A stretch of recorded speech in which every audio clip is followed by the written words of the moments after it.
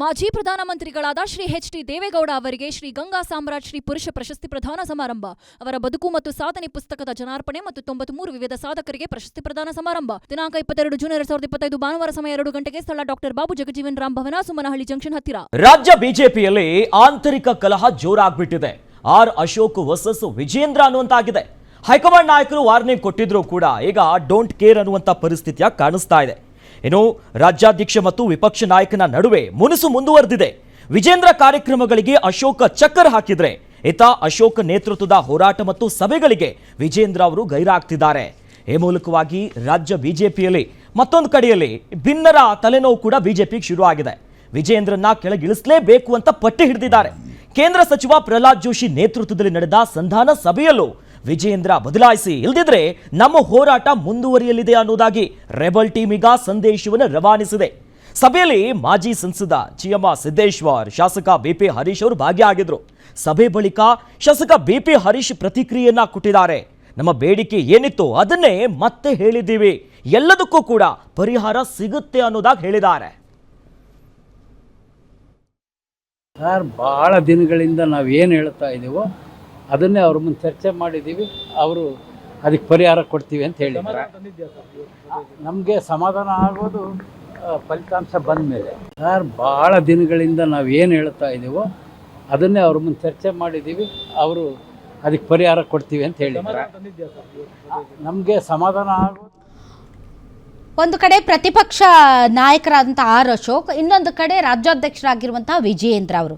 ನೋಡಿ, BJP core committee ಸಭೆಗೆ ವಿಪಕ್ಷ ನಾಯಕ ಆರ್ ಅಶೋಕ್ ಅವರು ಬರಲಿಲ್ಲ. ಪಕ್ಷದ ಕಚೇರಿಯಲ್ಲಿ ಆರ್ ಅಶೋಕ್ ಅವರು ದೂರ ಉಳಿದಿದ್ದಾರೆ ಅಂತ ಹೇಳ್ತಾ ಇದ್ದಾರಪ್ಪ. ಇನ್ನು ಸರ್ಕಾರದ ವಿರುದ್ಧ ಚಾರ್ಜ್ ಶೀಟ್ ಅನ್ನುವಂತಹ ಸುದ್ದಿಗೋಷ್ಠಿಯಲ್ಲೂ ಕೂಡ ಆರ್ ಅಶೋಕ್ BSV ಅಂದರೆ ಈ ವಿಜಯೇಂದ್ರ ಅವ್ರು ಗೈರಾಗಿದ್ರು. ತಿರಂಗ ಯಾತ್ರೆಗೂ ಕೂಡ ರಾಜ್ಯಾಧ್ಯಕ್ಷ ವಿಜಯೇಂದ್ರ ಅವರು ಗೈರಾಗಿದ್ರು. BBMPಗೆ ದೂರು ಕೊಡುವಂತಹ ಸಂದರ್ಭದಲ್ಲೂ ಕೂಡ ವಿಜೇಂದ್ರ ಅವರು ಗೈರಾಗಿದ್ದರು. ನಿನ್ನೆ ನಡೆದಂಥ ಜಿಲ್ಲಾಧ್ಯಕ್ಷರ ಸಭೆಗೂ ಕೂಡ ವಿಪಕ್ಷ ನಾಯಕ ಅಶೋಕ್ ಅವರು ಅಬ್ಸೆಂಟ್ ಆಗಿದ್ದರು. ಅಂದರೆ ಅಶೋಕ್ ಅವರು ಇದ್ದದ್ದ ಕಡೆ ವಿಜೇಂದ್ರ ಅವರು ಬರ್ತಾ ಇಲ್ಲ. ವಿಜೇಂದ್ರ ಅವರ ನೇತೃತ್ವದಲ್ಲಿ ನಡೆಯುವಂತಹ ಪ್ರತಿಭಟನೆ ಆಗಿರ್ಬೋದು, ಸಭೆ ಆಗಿರ್ಬೋದು, ಅದರಲ್ಲಿ ಅಶೋಕ್ ಅವರು ಬರ್ತಾ ಇಲ್ಲ. ಇದು ಕೋಇನ್ಸಿಡೆನ್ಸೋ ಅಥವಾ ನಿಜಕ್ಕೂ ಕೂಡ ಇವರಿಬ್ಬರ ಮಧ್ಯೆ ಒಂದು ರೀತಿ ಮುನಿಸು ಇದೆಯೋ ಗೊತ್ತಿಲ್ಲ. ಅದು ಬಹಿರಂಗವಾಗಂತೂ ಚರ್ಚೆ ಆಗ್ತಾ ಇದೆ ಒಂದು ಕಡೆ. ಇನ್ನೊಂದು ಕಡೆ ರೆಬಲ್ಸ್ ಅಂತೂ ಅದು BJPಗೆ ಇನ್ನಿಲ್ಲದಂತೆ ಕಾಟ ಕೊಡ್ತಾ ಇರುತ್ತೆ. ಇದು ಇವತ್ತಿಂದಲ್ಲ, ಇದಕ್ಕೆ ರೆಬಲ್ಸ್ಗೆ ಇತಿಹಾಸ ಇದೆ. ಅವ್ರನ್ನೆಲ್ಲರನ್ನೂ ತಣ್ಣಗಾಗಿಸಬೇಕು ಅಂತಂದರೆ ಇವತ್ತು ಹರೀಶ್ ಅವರು ಹೇಳ್ತಾ ಇದ್ರು, ನೋಡಿ ನಮ್ಮದು ಬೇಡಿಕೆ ಅಂತೂ ಮೊದಲಿಂದ ಇದೆ, ಅದು ಫಲಿತಾಂಶ ಬಂದ ಮೇಲೇ ನಮ್ಗೆ ಸಮಾಧಾನ ಆಗೋದು ಅಂತ. ಇವ್ರ ಬೇಡಿಕೆ ಏನು? ವಿಜೇಂದ್ರ ಅವರನ್ನು ಬದಲಾಯಿಸಿ ರಾಜ್ಯಾಧ್ಯಕ್ಷರನ್ನ ಬೇರೆಯವ್ರನ್ನು ಮಾಡಿ, ಈಗಾಗಲೇ ಮಾಡಬೇಕಾದಂತಹ ಸಮಯ ಬಂದಿದೆ. ಒಂದು ವೇಳೆ ರಾಜ್ಯಾಧ್ಯಕ್ಷರನ್ನಾಗಿ ಮತ್ತೆ ವಿಜೇಂದ್ರ ಅವರನ್ನೇ ಆಯ್ಕೆ ಮಾಡಿದರೆ ಮುಂದಿನ ಚುನಾವಣೆವರೆಗೂ ಕೂಡ ಅವ್ರನ್ನ ಅಲ್ಲಾಡ್ಸಕ್ಕೆ ಆಗೋದಿಲ್ಲ. ಹೀಗಾಗಿ ರೆಬಲ್ಸ್ ಈಗ ಪಟ್ಟಿಡ್ತಿದ್ದಾರೆ ವಿಜೇಂದ್ರ ಅವರನ್ನ ಚೇಂಜ್ ಮಾಡಿ ಅಂತ. ಈಗಾಗಲೇ ಇವರು ಎಲ್ಲ ಜಿಲ್ಲಾಧ್ಯಕ್ಷರುಗಳ ನೇಮಕವನ್ನು ಮಾಡಿ ಆಗಿದೆ. ಅದರಲ್ಲಿ ಸಿದ್ದೇಶ್ವರ್ ಅವರು ದಾವಣಗೆರೆ ಜಿಲ್ಲಾಧ್ಯಕ್ಷರ ಬಗ್ಗೆ ಅಸಮಾಧಾನವನ್ನು ವ್ಯಕ್ತಪಡಿಸಿದ್ದಾರೆ. ಆದರೆ ಒಂದು ಒಳ್ಳೆಯ ವಿಚಾರ ಏನು ಅಂದರೆ, ಸಿದ್ದೇಶ್ವರ್ ಅವರು BJP ಕಚೇರಿವರೆಗೂ ಬಂದಿದ್ದಾರೆ.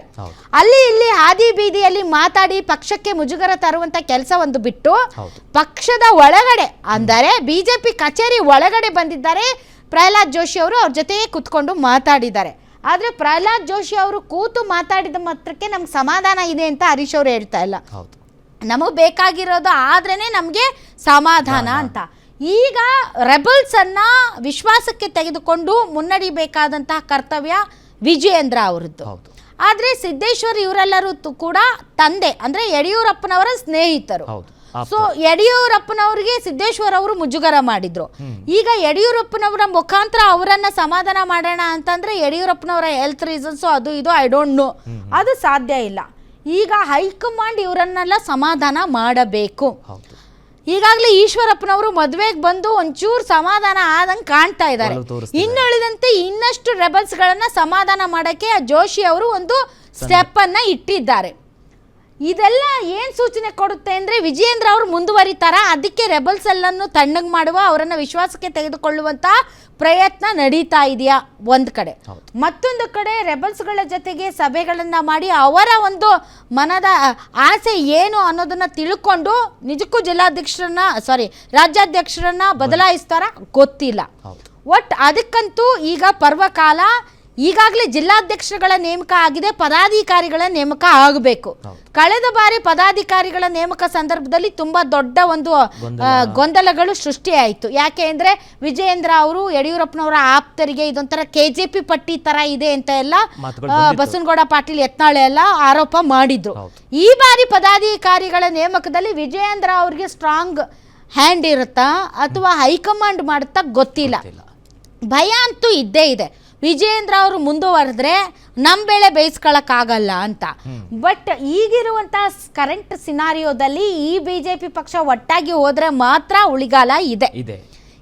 ಅವರಿಗೆ ಒಳ್ಳೆ ಹಸನಾದಂತಹ ಒಂದು ಹೊಲ ಅಂತೂ ಈಗ ರೆಡಿ ಇದೆ ಬೆಳೆ ಬೆಳೆಯೋದಕ್ಕೆ. ರಾಜ್ಯ ಸರ್ಕಾರ ಪದೇ ಪದೇ ಮಾಡ್ತಾ ಇರುವಂಥ ಎಡವಟ್ಟುಗಳಿಂದ ಇವರು ತಮ್ಮ ಎಡವಟ್ಟುಗಳನ್ನು ಸರಿಪಡಿಸ್ಕೊಂಡು ಒಗ್ಗಟ್ಟಿನಿಂದ ಮುಂದುವರೆದ್ರೆ ಸರಿ. ಅದು ಈಶ್ವರಪ್ಪ ಆಗಿರ್ಬೋದು, ಬಸನಗೌಡ ಪಾಟೀಲ್ ಯತ್ನಾಳ ಆಗಿರ್ಬೋದು, ಹರೀಶ್ ಆಗಿರ್ಬೋದು, ಕುಮಾರ್ ಬಂಗಾರಪ್ಪ ಆಗಿರ್ಬೋದು, ಸಿದ್ದೇಶ್ವರ್ ಅವರು ಆಗಿರ್ಬೋದು, ಅಥವಾ ಇವರು ಜಾರಕಿಹೊಳಿ ಆಗಿರ್ಬೋದು, ಇವರೆಲ್ಲರನ್ನು ವಿಶ್ವಾಸಕ್ಕೆ ತೆಗೆದುಕೊಂಡು ಮುಂದಕ್ಕೆ ಹೋದರೆ ಬೆಟರ್. ಇಲ್ಲದೆ ಇದ್ದರೆ ಈ ರೆಬಲ್ಸ್ಗಳನ್ನು ಸಮಾಧಾನ ಮಾಡೋದು ಇದೆಲ್ಲ ತುಂಬ ಕಷ್ಟ. ವಿಜಯೇಂದ್ರ ಅವ್ರನ್ನೇ ಮುಂದುವರಿಸಬೇಕು ಅನ್ನೋದಾದರೆ. ಸೊ ಇವತ್ತು ನಡೆದಂಥ ಡೆವಲಪ್ಮೆಂಟ್ಸ್ಗಳಿಗೆ ಸಂಬಂಧಪಟ್ಟಂತೆ ಹೆಚ್ಚಿನ ಡೀಟೇಲ್ಸ್ ಕೊಡೋದಕ್ಕೆ ನಮ್ಮ ಕವನ ಈಗ ನೇರ ಸಂಪರ್ಕಕ್ಕೆ ಬಂದಿದ್ದಾರೆ. ಕವನ, ಏನಂತೆ ಹರೀಶ್ ಅವ್ರಿಗೆ ಬೇಕಾಗಿರೋದೇನು? ಫಲಿತಾಂಶ ಬಂದ ಮೇಲೇ ನನಗೆ ಸಮಾಧಾನ ಆಗೋದು ಅಂತ ಹೇಳ್ತಾ ಇದ್ದಾರೆ. ಏನು ಫಲಿತಾಂಶ ಬರಬೇಕಂತವ್ರಿಗೆ? ಯಾವಾಗ ಸಮಾಧಾನ ಆಗುತ್ತಂತೆ? ಏನಂತ ಅವ್ರ ಒತ್ತಾಸೆ? ರಾಜ್ಯದಲ್ಲಿ ಅಂದರೆ ರಾಜ್ಯ BJPಯಲ್ಲಿ ಶೀಘ್ರವೇ ಇದೀಗ ರಾಜ್ಯಾಧ್ಯಕ್ಷರ ಆಯ್ಕೆ ಆಗುವಂಥದ್ದು. ಅಂದರೆ ರಾಜ್ಯಾಧ್ಯಕ್ಷರಾಗಿ ಮತ್ತೆ ವಿಜಯೇಂದ್ರ ಅವರೇ ಮುಂದುವರಿತಾರೆ ಅನ್ನುವಂತಹ ಕೆಲವು ಮಾತುಗಳು ಸದ್ಯ ಕಮಲಪಾಳ್ಯದಲ್ಲಿ ಕೇಳಿ ಬರ್ತಾ ಇರುವಂತಹ ವಿಷಯ. ಆದರೆ ಇದೀಗ ವಿಜಯೇಂದ್ರ ಅವರನ್ನ ವಿರೋಧಿಸ್ತಾ ಇರುವಂತಹ ಎರಡು ಬಣಗಳು ಇರುವಂಥದ್ದು. ಒಂದು ತಟಸ್ಥ ಬಣ, ಅದೇ ರೀತಿಯಾಗಿ ರೆಬಲ್ಸ್ ಬಣ ಅಂತ. ಸೊ ಹೀಗಾಗಿ ತಟಸ್ಥ ಬಣದವರು ಏನೇ ಮಾಡಿದ್ರು ಕೂಡ ಬಹಿರಂಗವಾಗಿ ಮಾಡದೆ ಪ್ರತ್ಯೇಕವಾಗಿ ರೆಬಲ್ ಬಣಗಳನ್ನ ಸಂಪರ್ಕ ಮಾಡೋದ್ರ ಮೂಲಕ, ರೆಬಲ್ ಬಣದ ನಾಯಕರನ್ನ ಮುನ್ನೆಲೆಗೆ ಬಿಡೋದ್ರ ಮೂಲಕ ಅವರ ಏನು ಕಾರ್ಯತಂತ್ರಗಳಿದೆಯೋ ಅದನ್ನ ರೂಪಿಸ್ತಾ ಇದ್ದಾರೆ. ಈಗ ಅದೇ ರೀತಿಯಾಗಿ ಇದೀಗ ಏನು ಎರಡು ಬಣಗಳು ವಿಜಯೇಂದ್ರ ಅವರ ವಿರುದ್ಧವಾಗಿದೆಯೋ ಈ ಎರಡು ಬಣದ ನಾಯಕರನ್ನ ವಿಶ್ವಾಸಕ್ಕೆ ತೆಗೆದುಕೊಳ್ಳೋದು ಇದೀಗ BJP ಹೈಕಮಾಂಡ್ಗೆ ಟಾಸ್ಕ್ ಅಂತಾನೆ ಹೇಳ್ಬೋದು. ಸೊ ಹೀಗಾಗಿ ಇವತ್ತು ಇನ್ನೇನು ಶೀಘ್ರದಲ್ಲೇ ವಿಜಯೇಂದ್ರ ಅವರು ಮತ್ತೆ ಮರು ಆಯ್ಕೆ ಆಗ್ತಾರೆ ಅನ್ನುವಂತಹ ಮಾತುಗಳು ಏನು ಕೇಳಿ ಬರ್ತಾ ಇದೆಯೋ ಈ ವಿಚಾರವಾಗಿ ರೆಬಲ್ ನಾಯಕರನ್ನ ವಿಶ್ವಾಸಕ್ಕೆ ತೆಗೆದುಕೊಳ್ಬೇಕು. ರೆಬಲ್ ನಾಯಕರಿಗೆ ಇರುವಂತಹ ಭಿನ್ನ ಏನು, ಅದೇ ರೀತಿಯಾಗಿ ರೆಬಲ್ ನಾಯಕರಿಗೆ ಇರುವಂತಹ ಕೊರತೆಗಳಾದ್ರೂ ಏನು, ಅವರ ದೂರುಗಳಾದ್ರೂ ಏನು, ಯಾವ ರೀತಿಯಾಗಿ ವಿಜೇಂದ್ರ ಅವರನ್ನೇ ಮತ್ತೆ ಮರು ಆಯ್ಕೆ ಮಾಡಿದ್ರೆ ಯಾವ ರೀತಿಯಾಗಿ ಸ್ಪಂದಿಸ್ತಾರೆ ಅನ್ನುವಂತಹ ಎಲ್ಲ ವಿಚಾರವನ್ನ ಇಟ್ಕೊಂಡು ಇದೀಗ ಹೈಕಮಾಂಡ್ ಕೇಂದ್ರ ಸಚಿವರಾದಂತಹ ಪ್ರಹ್ಲಾದ್ ಜೋಶಿ ಅವರಿಗೆ ಈ ಒಂದು ಟಾಸ್ಕ್ ಅನ್ನ ಕೊಟ್ಟಿರುವಂಥದ್ದು. ಸೊ ಹೀಗಾಗಿ ಹೈಕಮಾಂಡ್ ಸೂಚನೆಯಂತೆ ಇಂದು ಪ್ರಹ್ಲಾದ್ ಜೋಶಿ ಅವರು ಇದೇ BJP ಕಚೇರಿಯಲ್ಲೇ ಇಂದು ಯಡಿಯೂರಪ್ಪನವರ ಆಪ್ತ ಬಲಗೈ ಬಂಟ ಅಂದ್ರೂ ಕೂಡ ತಪ್ಪಾಗಲ್ಲ GM ಸಿದ್ದೇಶ್ವರ್, ಮಾಜಿ ಸಂಸದರಾದಂತಹ GM ಸಿದ್ದೇಶ್ವರ್, ಅದೇ ರೀತಿಯಾಗಿ ಶಾಸಕ BP ಹರೀಶ್ ಇವರು ಕೂಡ ಯಡಿಯೂರಪ್ಪನವರ ಅಂಗಳದಲ್ಲೇ ಬೆಳೆದಂಥವ್ರು. ಸೊ ಹೀಗಾಗಿ ಇವರಿಬ್ಬರನ್ನ ಕೂಡ ರಾಜ್ಯ BJP ಕಚೇರಿಗೆ ಕರೆದು ಸಭೆಯನ್ನ ಮಾಡಿದ್ರು. ಈ ಒಂದು ಸಭೆ ಮೊಟ್ಟ ಮೊದಲ ಬಾರಿಗೆ ಅಂದ್ರೆ ರೆಬಲ್ ನಾಯಕರನ್ನ ಇಷ್ಟು ದಿನಗಳಲ್ಲಿ BJP ಕಚೇರಿಗೆ ಕರೆದು ಸಮಾಧಾನ ಮಾಡುವಂಥದ್ದಾಗಿರ್ಬೋದು, ವಿಶ್ವಾಸಕ್ಕೆ ತೆಗೆದುಕೊಳ್ಳುವಂತಹ ಪ್ರಯತ್ನಕ್ಕೆ ಮೊಟ್ಟ ಮೊದಲ ಬಾರಿ ಆಗಿರುವಂಥದ್ದು. ಸೊ ಹೀಗಾಗಿ ಏನು ಪ್ರಹ್ಲಾದ್ ಜೋಶಿ ಅವರ ನೇತೃತ್ವದಲ್ಲಿ ನಡೆದಂತಹ ಈ ಒಂದು ಸಭೆಯಲ್ಲಿ ಮೊದಲು ಹೈಕಮಾಂಡ್ ಏನನ್ನ ಸೂಚನೆ ಕೊಟ್ಟಿದೆ ಅನ್ನುವಂಥದ್ದನ್ನ ಇಬ್ಬರು ರೆಬಲ್ ನಾಯಕರಿಗೆ ಹೇಳಿರುವಂಥದ್ದು ಪ್ರಹ್ಲಾದ್ ಜೋಶಿ ಅವರು. ಅದೇ ರೀತಿಯಾಗಿ ಅಂದ್ರೆ ಪ್ರತಿಷ್ಠೆ ಈಗೋ ಎಲ್ಲವನ್ನ ಕೂಡ ಬಿಟ್ಟು ಸಂಘಟನೆ ಕಡೆ ಮುಖ ಮಾಡಿ ಅದೇ ರೀತಿಯಾಗಿ ವಿಜೇಂದ್ರ ಅವರನ್ನೇ ನಾವು ಮುಂದುವರಿಸ್ತೀವಿ ಅನ್ನೋ ತರದಲ್ಲಿ ಏನಾದ್ರೂ ಮೆಸೇಜ್ ಹೋಗಿದ್ಯಾ? ಆ ತರ ಏನು ಕಾಣ್ತಾ ಇಲ್ಲ. ಹಾರಾದ ಈಗಾಗಲೇ ಏನು BJP ಆಂತರಿಕ ವಲಯದಲ್ಲಿ ಇದೀಗ ವಿಜೇಂದ್ರ ಅವರೇ ಮುಂದುವರಿತಾರೆ ಅನ್ನುವಂತಹ ಮಾತುಗಳು ಸದ್ಯ ಇರೋದ್ರಿಂದ ಸೊ ಹೀಗಾಗಿ ಏನಾದರೂ ವಿಜೇಂದ್ರ ಅವರನ್ನ ಮುಂದುವರಿಸಿದ್ರೆ ರೆಬಲ್ ನಾಯಕರು ಯಾವ ರೀತಿಯಾಗಿ ರಿಯಾಕ್ಟ್ ಮಾಡ್ತಾರೆ ಅನ್ನುವಂಥದ್ದು ಕೂಡ ಇದೀಗ ದೊಡ್ಡ ತಲೆನೋವಾಗಿರುವಂಥದ್ದು. ಸೊ ಹೀಗಾಗಿ ಎಲ್ಲರ ಅಭಿಪ್ರಾಯವನ್ನ ಇದೀಗ ಹೈಕಮಾಂಡ್ ಸಂಗ್ರಹವನ್ನ ಮಾಡ್ತಾ ಇರುವಂಥದ್ದು. ವಿಜೇಂದ್ರ ಪರವಾಗಿರೋದು ಕೂಡ ಸಂಗ್ರಹ ಮಾಡಿದೆ. ಸೊ ಹೀಗಾಗಿ ವಿಜೇಂದ್ರ ಅವರ ವಿರುದ್ಧ ಏನಿದಾರೋ ಆ ನಾಯಕರ ಮಾಹಿತಿಯನ್ನ ಕೂಡ ಒಪಿನಿಯನ್ನ ಕೂಡ ಇದೀಗ ಸಂಗ್ರಹವನ್ನ ಮಾಡ್ತಾ ಇರುವಂಥದ್ದು. ಸೊ ಹೀಗಾಗಿ ಈ ಒಂದು ಸಭೆಯನ್ನ ಕರೆದಿದ್ರು. ಈ ಒಂದು ಸಭೆಯಲ್ಲಿ ಕವನ ಅಶೋಕ್ ಅವ್ರದ್ದು ಮತ್ತು ವಿಜೇಂದ್ರ ಅವ್ರದ್ದು ಏನದು ಕತೆ? ಏನು ತಟಸ್ಥ ಬಣ ಅಂತ ಏನು ಹೇಳಿದ್ರು, ಈ ಒಂದು ತಟಸ್ಥ ಬಣದಲ್ಲಿ ಬೊಮ್ಮಾಯಿ, ಅಶೋಕ್, ಅದೇ ರೀತಿಯಾಗಿ CT ರವಿ ಇನ್ನಿತರ ನಾಯಕರು ಕೂಡ ಇರುವಂಥದ್ದು. ಸೊ ಹೀಗಾಗಿ ಅಶೋಕ್ ವರ್ಸಸ್ ವಿಜೇಂದ್ರ ಅನ್ನುವಂಥದ್ದು ಇದೇನು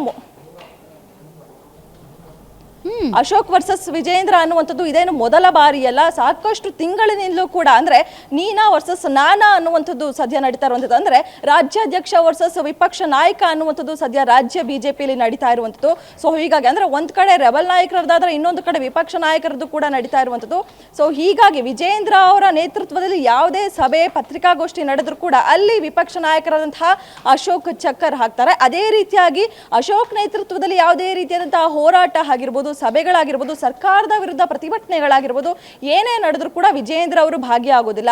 ಏನೇ ಅಕಸ್ಮಾತ್ ಭಾಗಿಯಾದರೂ ಕೂಡ ಕೆಲವೇ ನಿಮಿಷಗಳಲ್ಲಿ ವಿಜೇಂದ್ರ ಅವರು ಕೂಡ ಅಲ್ಲಿಂದ ಕಾಲ್ ಕೀಳ್ತಾರೆ. ಅದೇ ರೀತಿಯಾಗಿ ಅಶೋಕ್ ಅವರು ಕೂಡ ಇದೇ ರೀತಿಯಾಗಿ ಇದರ ಜೊತೆಗೆ ಏನು ರಾಜ್ಯ ಬಿಜೆಪಿ ಕಚೇರಿ ಅಂತ ಏನಿದೆಯೋ ಅದರಿಂದಲೂ ಕೂಡ ಇದೀಗ ಅಶೋಕ್ ಅಂತರವನ್ನ ಕಾಯ್ದುಕೊಂಡಿದ್ದಾರೆ ಅಂತಾನೆ ಹೇಳ್ಬೋದು. ಸೊ ಹೀಗಾಗಿ ಅಶೋಕ್ ವರ್ಸಸ್ ವಿಜೇಂದ್ರ ಅನ್ನುವಂತಹ ಕಾಳಗ ಏನಿದೆಯೋ ಇದು ಕೂಡ ಸಾಕಷ್ಟು ತಾರಕಕ್ಕೆ ಹೋಗ್ತಾ ಇರುವಂಥದ್ದು. ರಾಧಾ, ಓಕೆ, ಥ್ಯಾಂಕ್ ಯು ಕವನ ನಿಮ್ಮ ಎಲ್ಲ ಮಾಹಿತಿಗಾಗಿ. ನೀನಾ ನಾನಾ ಅನ್ನೋದು ಬಿಟ್ಟು ನೀನಾದ್ರೂ ಸರಿ ನಾನಾದ್ರೂ ಸರಿ ಅಂತಂದ್ರೆ ಚೆನ್ನಾಗಿರುತ್ತೆ ಪಕ್ಷ.